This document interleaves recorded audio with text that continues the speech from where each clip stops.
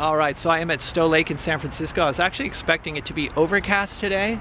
I'm going to be painting cypress reflected in the lake. Let me show you the canvas I'm using. All right, I'm going to be painting on this canvas here. It's a Blick Premier 20 by 20 inch. And I've had trouble painting on these before just because they're so rough. But I've got like 2 boxes of them, so I'm going to experiment with this today.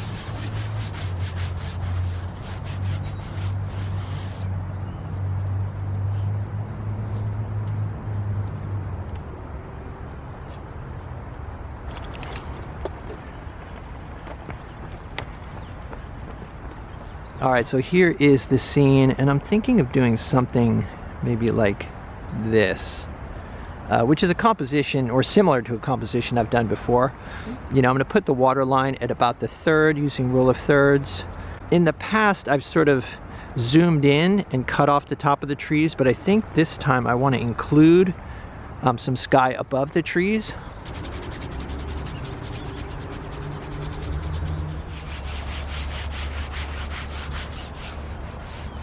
Okay, so I've toned the canvas using burnt sienna, and I just thin the burnt sienna with odorless mineral spirits, kind of mop it on there, and then wipe it off with a paper towel. A lot of people ask why I tone. If you look at the scene, it's mostly just blue and green. It's nice to get some oranges or reds into a painting. So by leaving little bits of the tone and also the sketch showing through, you'll get some of those nice, warm orange tones coming through.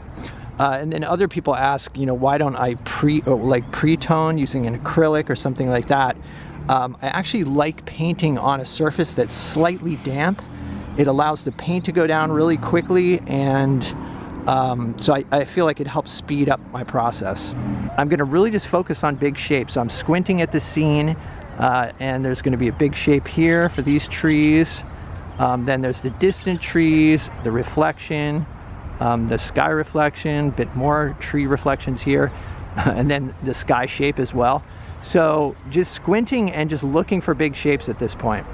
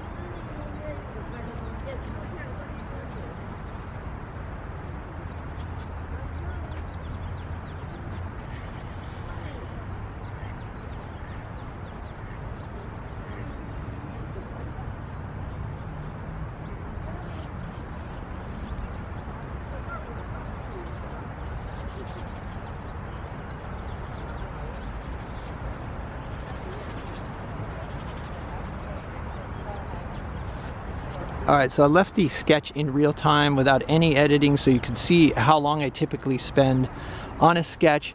Like I said, you know, I'm just trying to get an arrangement of big shapes, and if I like the shapes I see, you know, 9 times out of 10, the painting is going to turn out. So this is like this is like the most crucial part of the painting, really. If you get the big shapes right and your composition right, the rest tends to go pretty easily. All right, so now that I've got the composition figured out, I can come in and start, you know, looking for more specific shapes, you know, some of the intricacies of the branches, etc.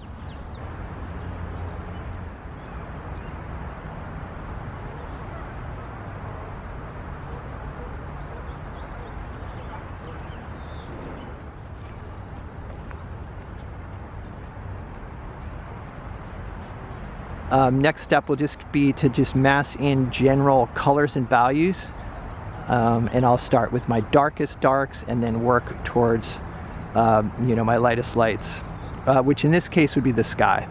All right, so for my dark, I'm using a mixture of ultramarine, alizarin crimson, and I've added a touch of burnt sienna to kind of gray it down. I want it to be purple, but not too strong of a purple.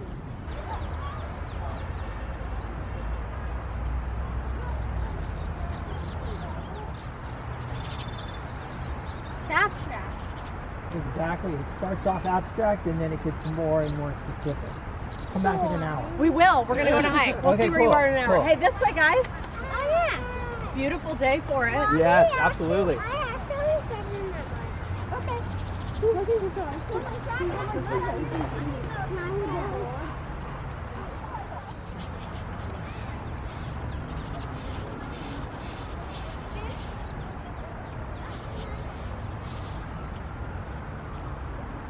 All right, so next I want to mix up some greens for the reflections. You can see that the greens here are darker in value. I'm going to go with like a mid-tone green. Okay, so I've mixed up a variety of greens here, some warm, some cool. And actually, it's funny, this canvas in the past, I really struggled with these, and I think, I mean, it's been years, and I think that my current approach to painting, it seems to be fine. You know, I don't feel like I'm fighting it at all, which is great.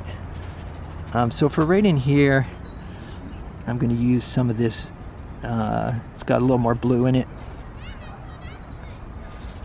And I look at the shapes of the branches and the, you know, trunks, and I'll kind of start off by, you know, making marks for the reflections of those. And I want to leave some sky holes in the water as well. You can see I've left some openings here where you can see the sky.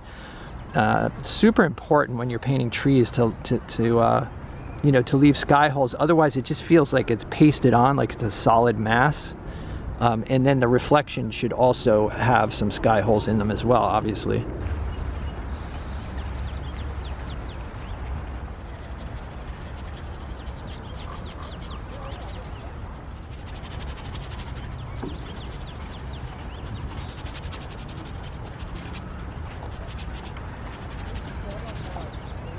Feeling like giant people shopping at school.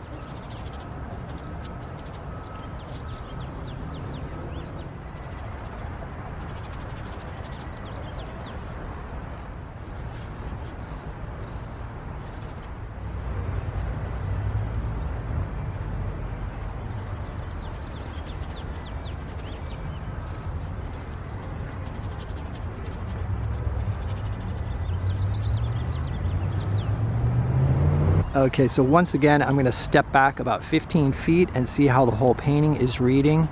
From a distance, it looks darker than it does up close, and so here you go.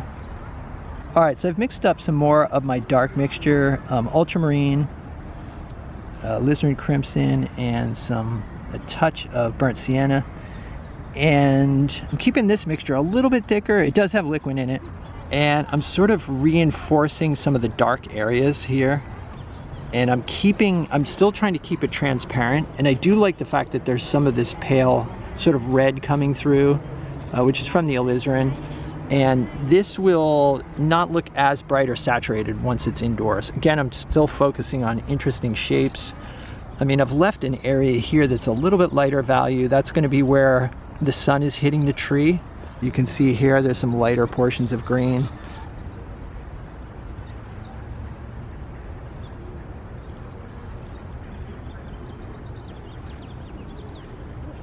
All right, so I did come in with sort of a pale green to eliminate some of the red. I want to leave some of the purplish color coming through. As I mentioned, it's nice to get some reds and oranges into a painting. All right, so I've mixed up some mid-tone greens here, and I've got a little bit of liquid in it.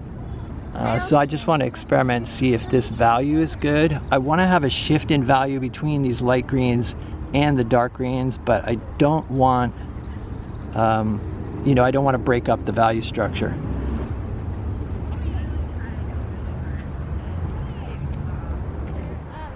Yeah. Are we getting a picture of you for our journalism class? No, not at all. Yeah. Thank you. Uh-huh. Are you at school here in the city? Yeah, I go to SF State. Oh, cool. Yeah.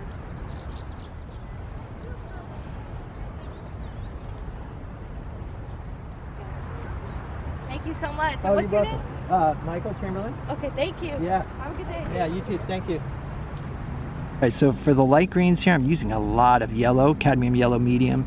I think what I want to do is just use paint straight out of the tube for this. So I'm mixing up another pile of green here.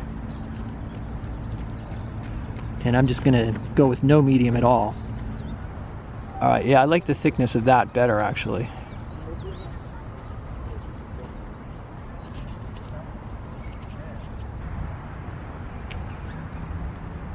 All right, so here is what I finished up with. And as I mentioned, I was composing using simple shapes. You know, once I have those simple shapes laid out, then I came in and became more specific and then started looking for shifts in value, temperature, color, but I was trying not to break up the overall design.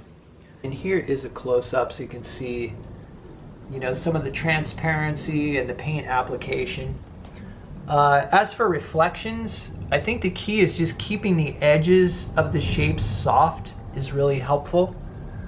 So a lot of people ask how long these paintings take. This painting took about 2.5 hours. And what I find is that when you do focus on large shapes as opposed to like getting bogged down in details, the paintings do go a lot faster. And obviously as plein air painters with changing light, you know, and that sort of thing, we want to paint quickly to capture a scene in a particular, you know, before the light changes and it's totally different. The other thing that I've noticed is once I started focusing on big shapes, my painting got a lot looser and more expressive because within those shapes, there's just so much room to play. As long as you keep the value of those shapes intact, it almost doesn't matter what you do within those shapes. So, so like I said, my painting got a lot looser. So if you're trying to loosen up, I think focusing on shapes is the way to go. Anyway, as usual, let me know what you guys think in the comments. If you'd like to see some extra videos and help support the channel, Patreon link down below. Got a bunch of extra videos on the Patreon channel. And then also I'm in a show at Studio Gallery. It's called Terrain. It's a group show. And on the outro, we'll take a look at some of the work. But if you're curious about any of the paintings in the show, you want to see some images, I'll put a link to Studio Gallery down below as well. So thanks for hanging out, stay creative, and I'll see you guys in the next video.